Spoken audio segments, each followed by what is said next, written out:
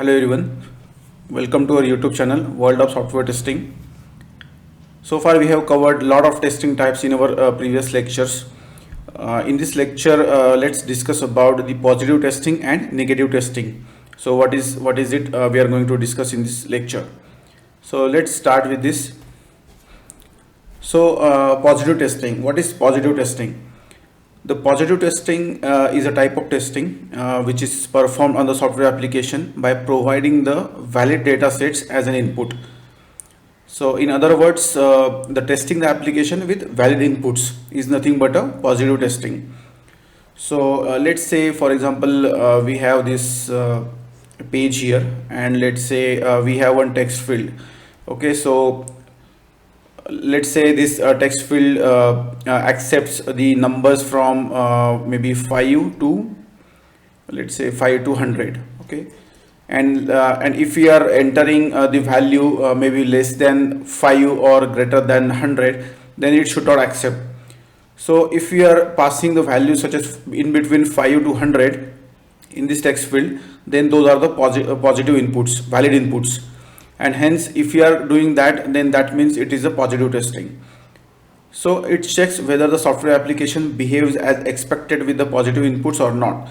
So let's say if we enter 4 here, then it should not get accepted. If we enter the positive input, let's say 10, then it should get accepted, as this is a valid input.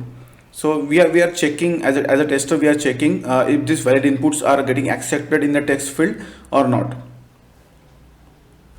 So the positive testing is performed in order to check whether the software application does exactly what is expected to do, right? So if you are providing the positive inputs or valid inputs, then it should accept based on the condition for that particular text box on the other software application.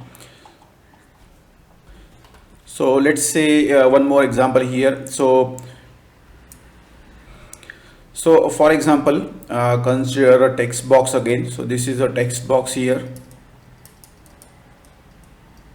This is a text box, and this accepts only numbers. So enter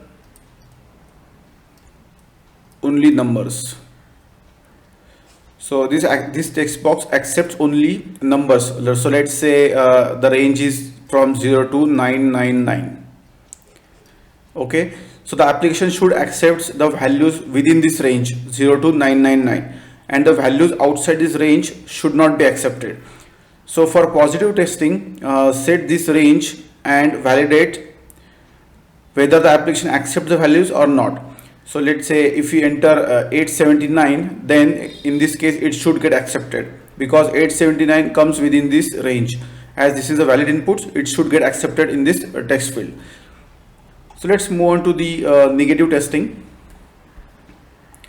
So negative testing is a testing method performed on the software application by providing the invalid or improper data sets as an input. So in other words, testing the application with invalid inputs is nothing but a negative testing. So it checks whether the application is behaving as expected with the negative inputs or not. So again, let's consider one example here. This is again a text field here. Let's say this is a text field. Okay, and then again it only accepts the numbers. Enter only numbers. So let's say again the range is 0 to 999. So if we enter 879, so as we have done in our positive testing case, then this is a valid input, right? So if this is valid, then it should get accepted as per the positive testing. So now let's say if we are if the test box is expecting only numbers, and if we try to put the alphabetical words here, let's say A, B, C, D. Let's say any alphabets we are entering here, then this should not get accepted. So this is nothing but a negative testing. We are checking with the invalid inputs. So either the system should not accept these values or should throw an error message for this invalid data inputs. So this is nothing but a negative testing. So what are the testing techniques which are used for positive and negative testing validation? So these are the boundary value analysis. This is also called as the BVA, and the equivalence partitioning, class partitioning, so ECP. So these are the two test design techniques we are using for the positive and negative testing type.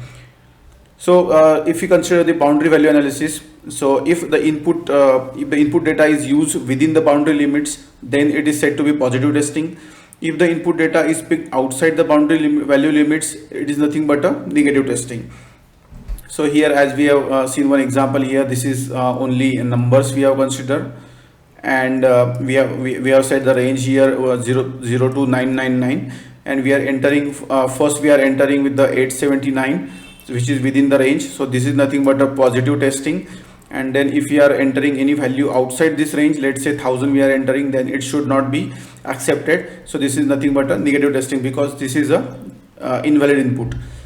The second is equivalence class partitioning, or in short ECP. So again, this is a software testing technique which divides the input data into many partitions, and values from each partition must be tested at least once.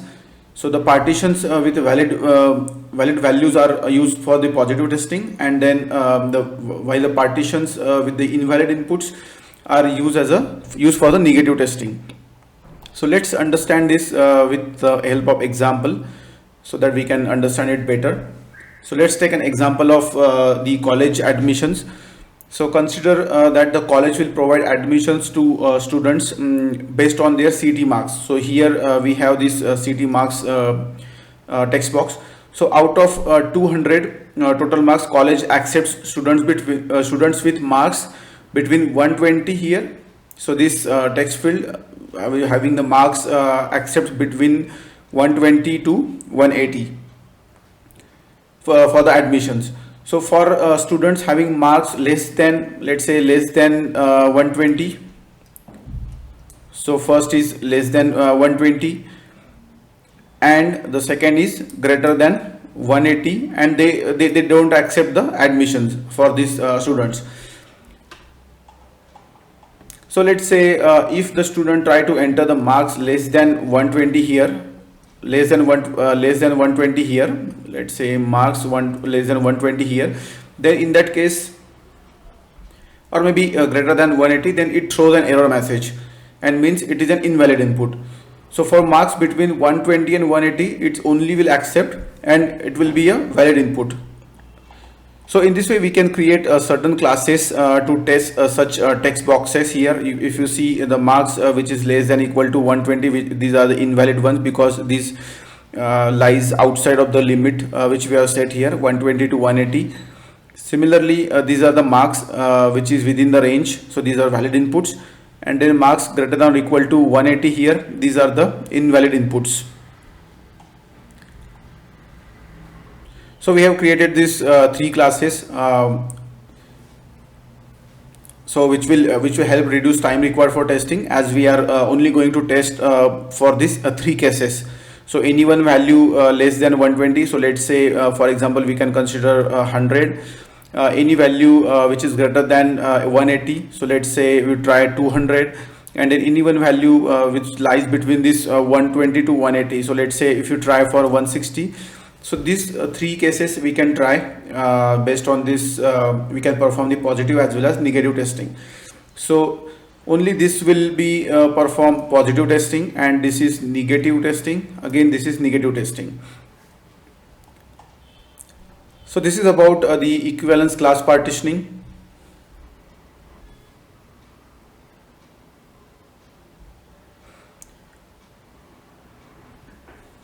So here one more example we have taken. So this is again a text box which only accepts the alphabets here, which allows alphabets only.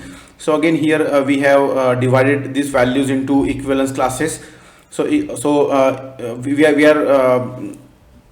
are dividing it into these classes here. So capital A to capital Z.